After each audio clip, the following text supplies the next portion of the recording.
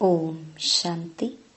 9 अगस्त 2025 सभी भाई बहनों को रक्षा बंधन के पावन पर्व की बहुत बहुत शुभकामनाएं, बहुत बहुत बधाई। हैप्पी रक्षा बंधन। बाबा के महावाक्य।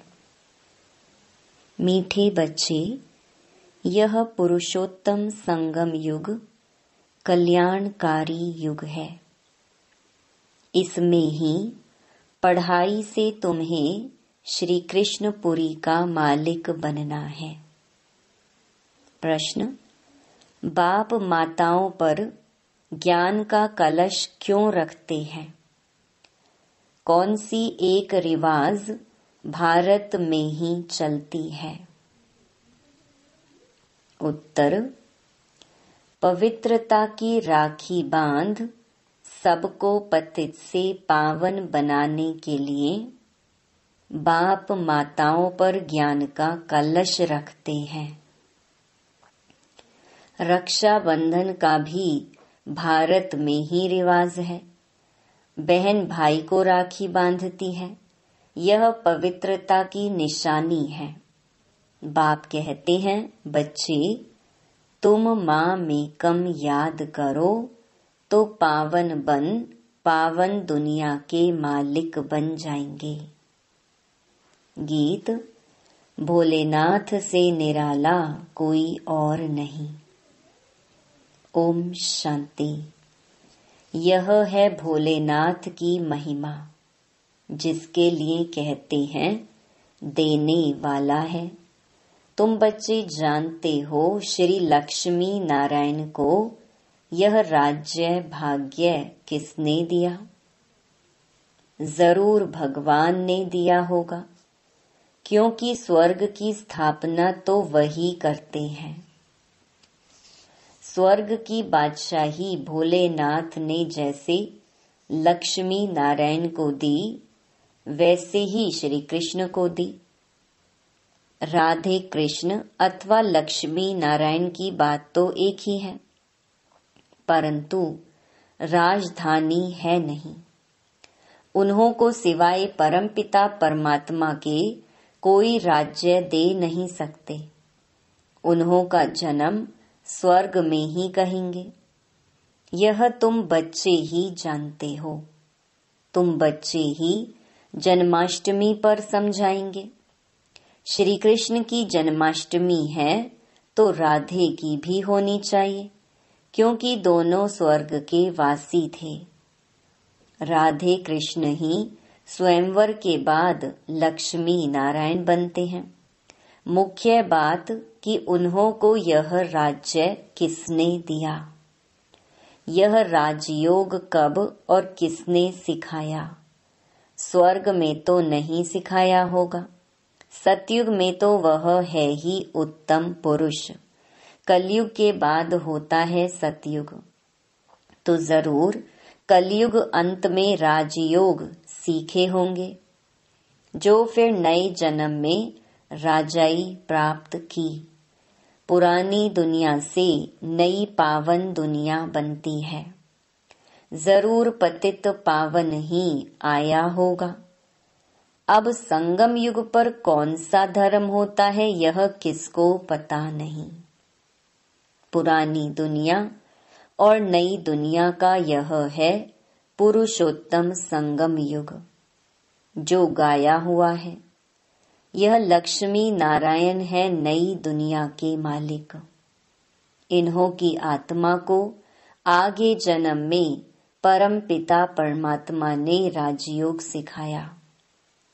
जिस पुरुषार्थ की प्रालब्ध फिर से नए जन्म में मिलती है, इनका नाम ही है कल्याणकारी पुरुषोत्तम संगम युग। जरूर बहुत जन्मों के अंत के जन्म में ही इन्हों को कोई ने राजयोग सिखाया होगा। कलयुग में है अनेक धर्म, सतयुग में था एक देवी देवता धर्म। संगम पर कौन सा धर्म है जिससे यह पुरुषार्थ कर राजयोग सीखे और सतयुग में प्रालब्ध भोगी? समझा जाता है संगम युग पर ब्रह्मा द्वारा ब्राह्मण ही पैदा हुए।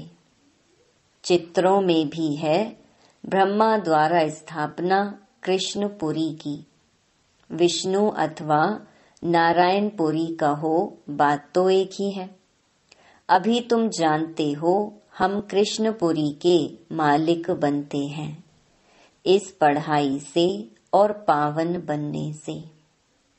शिव भगवानुवाच है ना, श्री कृष्ण की आत्मा ही बहुत जन्मों के अंत के जन्म में फिर यह बनती है।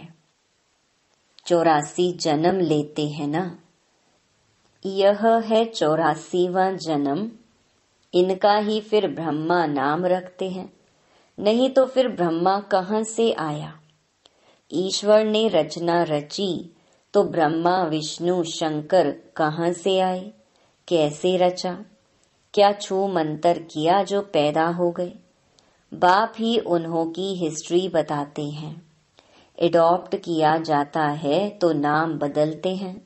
ब्रह्मा नाम तो नहीं था ना। कहते हैं बहुत जन्मों के अंत में तो जरूर पतित मनुष्य हुआ। ब्रह्मा कहाँ से आया किसको भी पता नहीं है। बहुत जन्मों के अंत का जन्म किसका हुआ? वो तो लक्ष्मी नारायण ने ही बहुत जन्म लिए हैं। नाम रूप देश काल बदलता जाता है। श्री कृष्ण के चित्र में 84 जन्मों की कहानी क्लियर लिखी हुई है।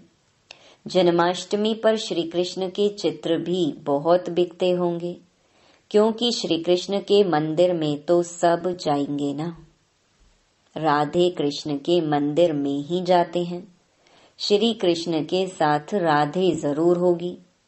राधे कृष्ण प्रिंस प्रिंसेस ही लक्ष्मी नारायण महाराजा महारानी बनते हैं। उन्होंने ही 84 जन्म लिए, फिर अंत के जन्म में ब्रह्मा सरस्वती बने। बहुत जन्मों के अंत में बाप ने प्रवेश किया और इनको ही कहते हैं तुम अपने जन्मों को नहीं जानते हो। तुम पहले जन्म में लक्ष्मी नारायण थे, फिर यह जन्म लिया उन्होंने अर्जुन का नाम कह दिया है। अर्जुन को राजयोग सिखाया, अर्जुन को अलग कर दिया है, परंतु उनका नाम अर्जुन है नहीं। ब्रह्मा का जीवन चरित्र चाहिए ना, परंतु ब्रह्मा और ब्राह्मणों का वर्णन कहाँ भी है नहीं। यह बातें बाप ही बैठ समझाते हैं। सब बच्चे सुनेंगे, फिर बच्चे औरों को समझाएंगे। कथा सुनकर फिर औरों को बैठ सुनाते हैं। तुम भी सुनते हो फिर सुनाते हो। यह है पुरुषोत्तम संगम युग, लीप युग, एक्स्ट्रा युग। पुरुषोत्तम मास पड़ता है तो 13 मास हो जाते हैं। इस संगम युग के त्योहार ही हर वर्ष मनाते हैं। इस पुरुषोत्तम संगम युग का किसको पता नहीं है। इस संगम युग पर ही बाप आकर पवित्र बनाने की प्रतिज्ञा कराते हैं। पतित दुनिया से पावन दुनिया की स्थापना करते हैं। रक्षा बंधन का भी भारत में ही रिवाज है। बहन भाई को राखी बांधती है, परंतु वह कुमारी भी फिर अपवित्र बन जाती है। अभी बाप ने तुम माताओं पर ज्ञान का कलश रखा है। जो ब्रह्मा कुमार कुमारियां बैठ पवित्रता की प्रतिज्ञा कराने राखी बांधती हैं। बाप कहते हैं माँ मेकम याद करो तो तुम पावन बन पावन दुनिया के मालिक बन जाएंगे। बाकी कोई राखी आदि बांधने की दरकार नहीं है। यह समझाया जाता है जैसे साधु सन्यासी लोग दान मांगते हैं। कोई कहते हैं क्रोध का दान दो, कोई कहते हैं प्याज मत खाओ। जो खुद नहीं खाते होंगे वह दान लेते होंगे। इन सबसे भारी प्रतिज्ञा तो बेहद का बाप कराते हैं। तुम पावन बनना चाहते हो तो पतित पावन बाप को याद करो। द्वापर से लेकर तुम पतित बनते आए हो।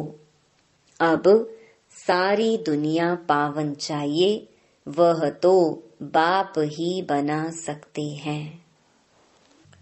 सर्व का गति सद्गति दाता कोई मनुष्य हो नहीं सकता।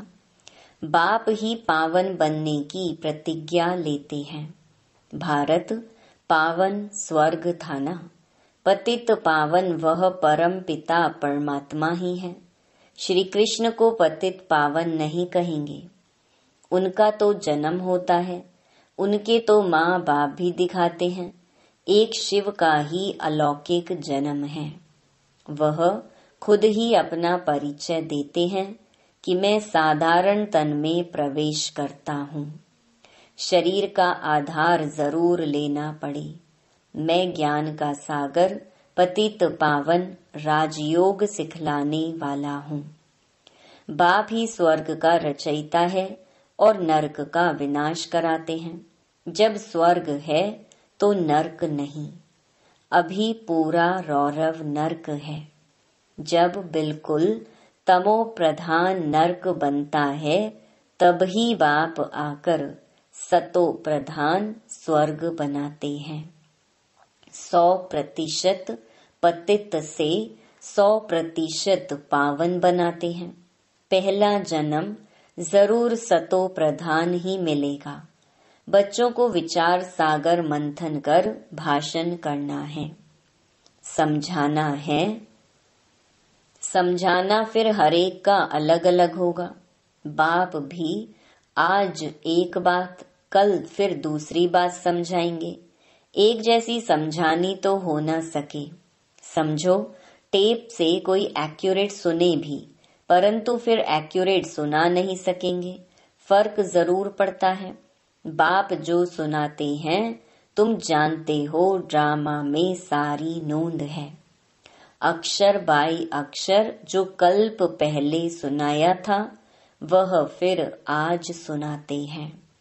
यह रिकॉर्ड भरा हुआ है। भगवान खुद कहते हैं, मैंने जो 5000 वर्ष पहले हूबहू अक्षर बाई अक्षर सुनाया है वही सुनाता हूँ। यह शूट किया हुआ ड्रामा है। इसमें फर्क जरा भी नहीं पड़ सकता। इतनी छोटी आत्मा में रिकॉर्ड भरा हुआ है। अब श्री कृष्ण जन्माष्टमी कब हुई थी यह भी बच्चे समझते हैं। आज से 5000 वर्ष से कुछ दिन कम कहेंगे, क्योंकि अभी पढ़ रहे हैं। नई दुनिया की स्थापना हो रही है। बच्चों के दिल में कितनी खुशी है। तुम जानते हो, श्री कृष्ण की आत्मा ने 84 का चक्कर लगाया है। अब फिर श्री कृष्ण के नाम रूप में आ रही है। चित्र में दिखाया है, पुरानी दुनिया को लात मार रही है। नई दुनिया हाथ में है। अभी पढ़ रहे हैं, इसलिए कहा जाता है श्री कृष्ण आ रहे हैं। जरूर बाप बहुत जन्मों के अंत में ही पढ़ाएंगे। यह पढ़ाई पूरी होगी तो श्री कृष्ण जन्म लेंगे। बाकी थोड़ा टाइम है पढ़ाई का। जरूर अनेक धर्मों का विनाश होने बाद श्री कृष्ण का जन्म हुआ होगा। सो भी एक श्री कृष्ण तो नहीं, सारी श्री कृष्ण पुरी होगी। यह ब्राह्मण ही है जो फिर यह राजयोग सीख देवता पद पाएंगे। देवताएं बनते ही हैं नॉलेज से।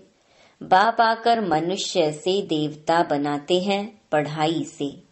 यह पाठशाला है, इसमें सबसे जास्ती टाइम लगता है। पढ़ाई तो सहज है, बाकी योग में है मेहनत। तुम बता सकते हो, श्री कृष्ण की आत्मा अब राजयोग सीख रही है, परम पिता परमात्मा द्वारा। शिव बाबा ब्रह्मा द्वारा हम आत्माओं को पढ़ा रहे हैं विष्णुपुरी का राज्य देने। हम प्रजापिता ब्रह्मा के बच्चे ब्राह्मण ब्राह्मणियां हैं। यह है संगम युग। यह बहुत छोटा सा युग है। चोटी सबसे छोटी होती है ना। फिर उनमें बड़ा मुख, उनसे बड़ी बाहें, उनसे बड़ा पेट, उनसे बड़ी टांगे, विराट रूप दिखाते हैं, परंतु उसकी समझानी कोई नहीं देते। तुम बच्चों को यह 84 जन्मों के चक्र का राज समझाना है। शिव जयंती के बाद है श्री कृष्ण जयंती। तुम बच्चों के लिए यह है संगम युग। तुम्हारे लिए कलयुग पूरा हो गया। बाप कहते हैं, मीठे बच्चों, अब मैं आया हूँ तुमको सुख धाम, शांति धाम ले जाने लिए। तुम सुख धाम के रहवासी थे, फिर दुख धाम में आए। पुकारते हो बाबा आओ इस पुरानी दुनिया में। तुम्हारी दुनिया तो नहीं है। अभी तुम क्या कर रहे हो? योग बल से अपनी दुनिया स्थापन कर रहे हो। कहा भी जाता है, अहिंसा परमो देवी देवता धर्म। तुमको अहिंसक बनना है। न काम कटारी चलानी है, न लड़ना झगड़ना है। बाप कहते हैं, मैं हर 5000 वर्ष बाद आता हूँ। लाखों वर्ष की बात ही नहीं। बाप कहते हैं, यज्ञ तप दान पुण्य आदि करते तुम नीचे गिरते आए हो। ज्ञान से ही सद्गति होती है। मनुष्य तो कुंभकर्ण की नींद में सोए हुए हैं, जो जगते ही नहीं। इसीलिए बाप कहते हैं, मैं कल्प कल्प आता हूँ। मेरा भी ड्रामा में पार्ट है। पार्ट बिगर मैं भी कुछ नहीं कर सकता हूँ। मैं भी ड्रामा के बंधन में हूँ। पूरे टाइम पर आता हूँ। ड्रामा के प्लान अनुसार मैं तुम बच्चों को वापस ले जाता हूँ। अब कहता हूँ मन मना भव, परंतु इनका भी अर्थ कोई नहीं जानते हैं। बाप कहते हैं, देह के सर्व संबंध छोड़ माँ मेकम याद करो तो तुम पावन बन जाएंगे। बच्चे मेहनत करते रहते हैं बाप को याद करने की। यह है ईश्वरीय विश्वविद्यालय।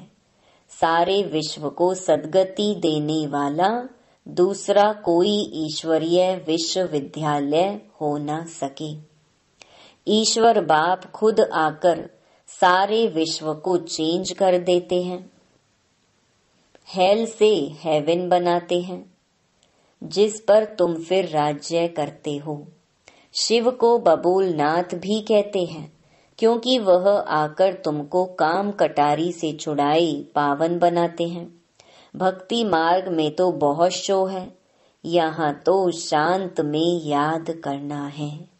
वह अनेक प्रकार के हठ योग आदि करते हैं। उनका तो निवृत्ति मार्ग ही अलग है। वह ब्रह्म को मानते हैं। ब्रह्म योगी तत्व योगी हैं। वह तो हो गया आत्माओं के रहने का स्थान, जिसको ब्रह्मांड कहा जाता है। वह फिर ब्रह्म को भगवान समझ लेते हैं, उसमें लीन हो जाएंगे। गोया आत्मा को मॉर्टल बना देते हैं। बाप कहते हैं, मैं ही आकर सर्व की सद्गति करता हूँ। शिव बाबा ही सर्व की सद्गति करते तो वह है हीरे जैसा।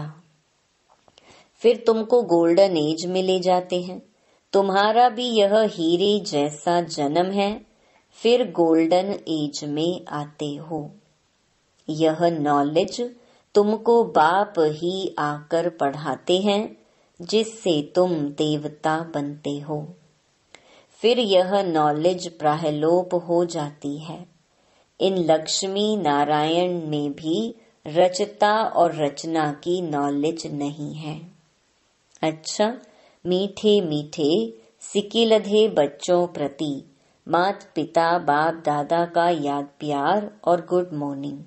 रूहानी बाप की रूहानी बच्चों को नमस्ते। धारणा के लिए मुख्य सार। पहला, इस पुरानी दुनिया में रहते डबल अहिंसक बन योग बल से अपनी नई दुनिया स्थापन करनी है। अपना जीवन हीरे जैसा बनाना है। दूसरा, बाप जो सुनाते हैं उस पर विचार सागर मंथन कर दूसरों को सुनाना है। सदा नशा रहे कि यह पढ़ाई पूरी होगी तो हम कृष्णपुरी में जाएंगे।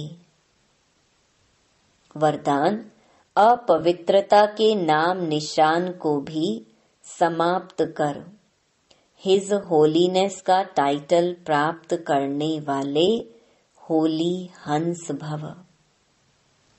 जैसे हंस कभी भी कंकड़ नहीं चुगते, रतन धारण करते हैं, ऐसे होली हंस किसी के अवगुण अर्थात कंकड़ को धारण नहीं करते।